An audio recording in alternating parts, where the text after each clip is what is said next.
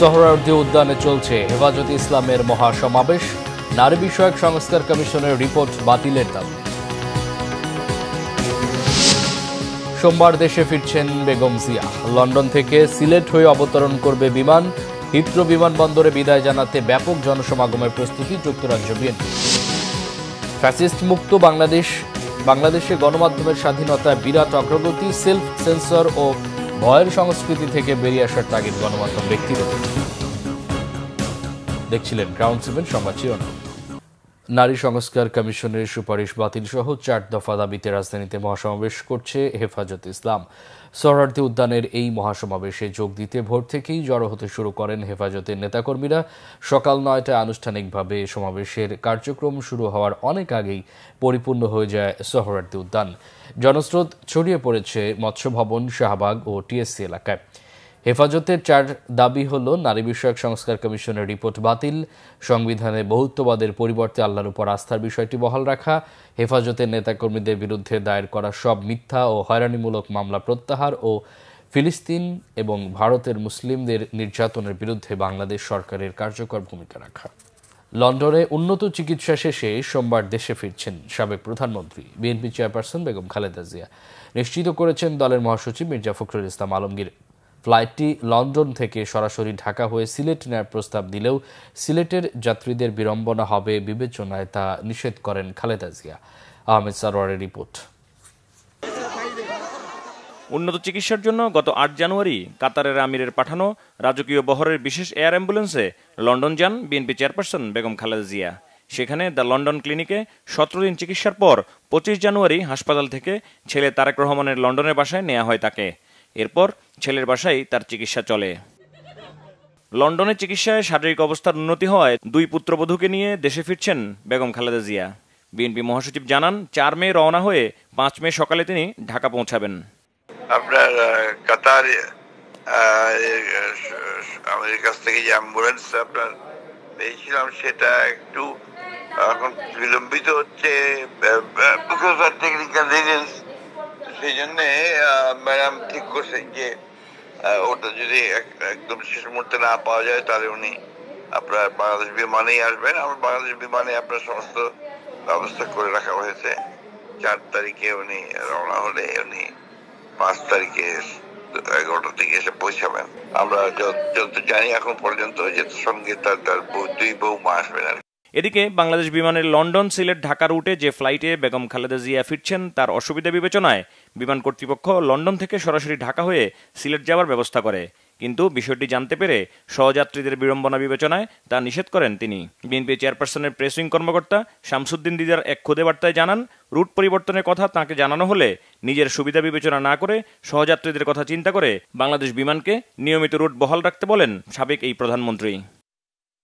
এদিকে ঢাকায় অবস্থানকালে দলের ভারপ্রাপ্ত চেয়ারম্যানের সহধর্মিণী ডক্টর জোবাইদা রহমানের নিরাপত্তা নিশ্চিতে পুলিশ মহাপরিদর্শককে চিঠি দিয়েছে বিএনপি। আহমেদ সরওয়ার, বাংলা ভিশন, ঢাকা।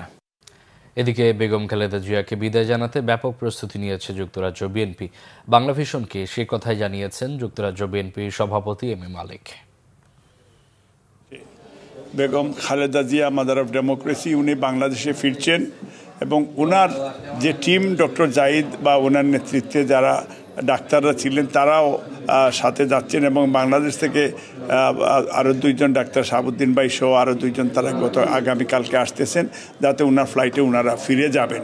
যেটার জন্য আমরা গত 16 বছর আমরা আন্দোলন করেছি ভোটাধিকার বা মাদার অফ ডেমোক্রেসি, ওনার সুচিকিৎসা দেশের বাইরে আসার জন্য। সেটা আমরা মনে করি এক ধরনের সফল হয়েছে এবং সেই সফলতা দিক থেকে উনি যে 3-4 মাস ছিল যুক্তরাজ্য বিএনপির প্রত্যেকটা নেতাকর্মী খুব চাঙ্গা ছিল। দর্শক, নারী সংস্কার কমিশনের সুপারিশ বাতিল সহ 4 দফা দাবিতে রাজধানীতে মহাসমাবেশ করছে হেফাজতে ইসলাম। সোহরাওয়ার্দী উদ্যানের এই মহাসমাবেশে সংবাদ সংগ্রহ করছেন সিনিয়র রিপোর্টার ওবায়দুল্লাহ মামুন। সরাসরি চলে যাচ্ছি তার কাছে। মামুন, মহাসমাবেশের এখনকার অবস্থা সম্পর্কে আমাদেরকে জানান। নারী বিষয়ক সংস্কার কমিশন বাতিলের দাবিতে আজকে রাজধানীর যে ঐতিহাসিক সোহরাওয়ার্দী উদ্যান রয়েছে সেই ঐতিহাসিক সোহরাওয়ার্দী উদ্যানে বিশাল যে মহাসমাবেশের আয়োজন করেছে হেফাজতে ইসলাম বাংলাদেশ। ভোর থেকেই কিন্তু এটি আনুষ্ঠানিকভাবে সকাল ৯টায় শুরু হওয়ার কথা থাকলে কিন্তু ফজরের পর থেকে কিন্তু ঐতিহাসিক সোহরাওয়ার্দী উদ্যান লোকে লোকারণ্য, অর্থাৎ বাংলাদেশে যে কওমি মাদ্রাসাগুলি রয়েছে সেই কওমি মাদ্রাসার শিক্ষক এবং শিক্ষার্থীরা কিন্তু আজকে ঢাকার ঐতিহাসিক যে সোহরাওয়ার্দী উদ্যান রয়েছে সেখানে তারা সমবেত হয়েছেন এই আজকের মহাসমাবেশে।